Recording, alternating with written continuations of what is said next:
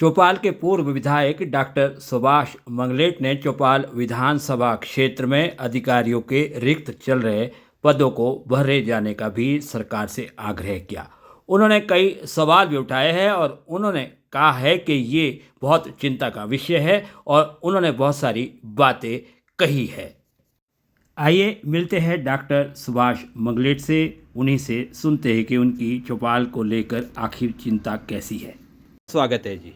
धन्यवाद।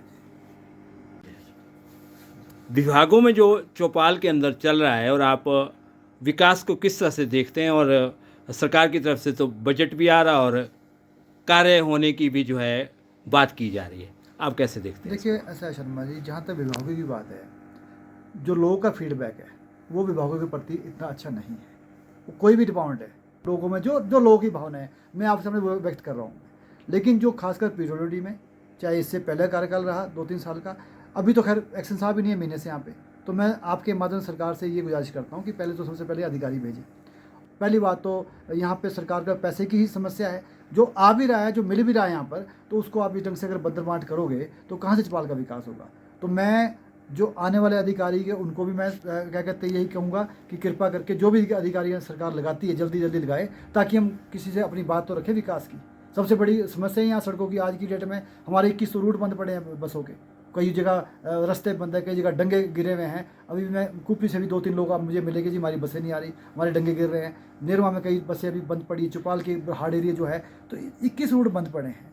तो आप समझे कि रूट बंद करने का मतलब ट्रांसपोर्ट तो जिसमें है ही जिम्मेदार, जिनके वो कहते हैं हमारे पास ड्राइवर नहीं है, कोई कहते हैं बसें नहीं है। अब इधर से पीडब्ल्यूडी वाले बोलते हैं हमारी सड़कें साफ नहीं है, तो इस ढंग से कैसे काम चलेगा बताओ। अब तो मेरे हिसाब से डिजास्टर हुए को भी 6 महीने होने वाले हैं, 3-4 महीने तो हो ही गए, तो इतने समय में तो काफ़ी समस्याएं हल होनी चाहिए, लेकिन जो नहीं हो रही है और जो थोड़ा बहुत पैसा आ भी रहा है उसको मोनोपोली करके यहाँ पे 4-5 लोग बैठते हैं कमरे में, वो अपने हिसाब से टेंडर लगवा रहे हैं। और ऐसा नहीं कि पता लग रहा है, सब पता लग रहा है, लेकिन लोगों की नज़रों में जो आप कर रहे हो वो ठीक नहीं है जी। जो हमें फीडबैक मिला है। कुछ टेंडर ऐसे लगे हैं जहाँ पे क्या कहते हैं कार्य ऑलरेडी पहले कई बार हो चुके हैं, चाहे मेंटेनेंस का कार्य है चाहे वो डिजास्टर कार्य है, लेकिन आप लीपा पोती करने के लिए टेंडर बार बार कैंसिल कर रहे हो। आप क्या मतलब है, अगर मानो किसी बंदे ने टेंडर भर दिया तो आप उसको दबाव डाले कैंसिल करते हो, फिर जब तक आप मैनेज नहीं हुआ तब तक आप दोबारा नहीं लगाते हो। ऐसा हुआ है पिछले अभी 15 दिन के अंदर, ऐसी लोगों में आवाज़ें हैं कि बार बार टेंडर लगाए जा रहे हैं, जब तक मैनेज तब तक वो उसको अगर मैनेज हो गया तो अवार्ड कर दिया, नहीं हुआ तो उसको आप टेंडर को कैंसिल करते हो। तो ये जो प्रैक्टिस है मैं आपके माध्यम से सीएम साहब तक भी पहुँचाना चाहता हूँ कि आप इस पर रोक लगाओ, चाहे वो कोई भी डिपार्टमेंट है।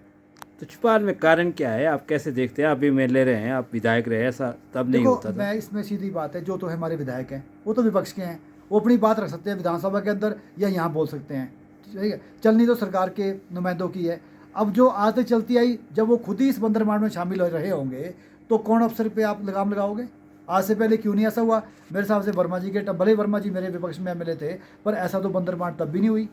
और ना क्या कहते आज सरकार क्या कहते भले ही कांग्रेस की है, मैं इसलिए आरोप लगा रहा हूँ कि हम भाजपा में इसलिए आरोप लगा रहे हैं, ये लोगों की जनभावनाएं हैं और इसमें दबे मुंह से कांग्रेस के लोग भी इस बात को कह रहे हैं कि आप ठीक बोल रहे हो, लेकिन वो बोल नहीं पा रहे। सरकार का प्रेशर है, किसी ने काम निकालना है, किसी ने डंगा लेना है, किसी ने पंगा लेना है, किसी ने कुछ लेना है। तो ये तो नेताओं की मेरे हिसाब से जब तक इसमें मिली भगत रहेगी तो अधिकारी बेलगाम रहेंगे। अब मैं कह रहा हूँ कि लेकिन जो अभी वर्तमान में जो अभी परसों बने हैं सुंदर शर्मा जी, मैं उसमें इनको नहीं लपेटता हूँ क्योंकि वो अभी बने हैं, उनको हम अभी कैसे रेटिंग कर दें, वो तो मात्र अभी हफ्ता पहले बने हैं उनका। तो अब देखा जाएगा कि हालांकि मैं 20 साल उन्होंने मेरे साथ कार्य किया है, बड़े वो सरल शांत स्वभाव के अच्छे इंसान हैं, और हम यही कहते हैं कि उन्हें मौका मिला है, हमें खुशी है इस बात की, चौपाल क्षेत्र को मौका मिला है, तो उनको अगर अच्छा कार्य करेंगे तो नेचुरली रूप से हम चाहे किसी और विचारधारा के भी होंगे, अच्छे को हम अच्छा, गलत को गलत कहने की क्षमता रखते हैं जी। जो हमारे जो अभी नए भाई बने हैं छोटे सुंदर शर्मा जी, आपसे उम्मीद है कि आप सरल ईमानदार निष्ठा से काम करने वाले आदमी हैं। आप 2 साल चौपाल की सेवा करिए, जो आपको मौका मिला है, तो निश्चित रूप से क्या कहते हैं लोग, अगर सरकार कुछ करेगी तो लोग, ऐसी बात नहीं, चौपाल के लोग एहसान फरामोशी लोग नहीं है। वो ठीक है, अगर हम चुनाव हारे जीते तो कई बार हमारी अपनी कमी रहती है, उसमें हम लोगों को दोष नहीं देते हैं, लेकिन इसका मतलब था ना हम क्या कहते हैं चौपाल की लोगों की मांग की आवाज़ को नहीं उठाएंगे।